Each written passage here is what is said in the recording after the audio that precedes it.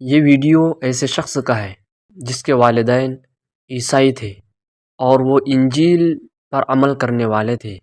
یہ اپنا واقعہ بیان کرتے ہیں کہ میں کس طرح سے عیسائی سے مسلمان کے اندر داخل ہو گیا۔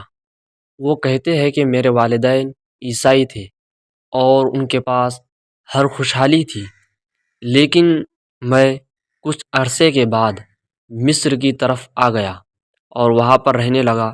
میرے دل میں خیال آیا کہ میں اسلام کو جان لوں کہ وہ کس طرح کا مذہب ہے، اور میں اس کی تلاش میں لگ گیا۔ میں نے قرآن کریم کو پڑھنا شروع کیا اور اس میں غور و فکر کرنا شروع کیا، تو مجھ پر اس کے اسرار اور رموز کھلتے چلے گئے اور میری رغبت اسلام کی طرف اور زیادہ بڑھ گئی، اور اب میں ایک سچا مسلمان ہوں۔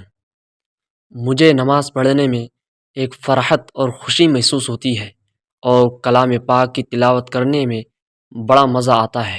اس ویڈیو میں ہمیں بہت بڑا سبق ملتا ہے کہ اللہ رب العزت اپنی عبادت کا محتاج نہیں ہے۔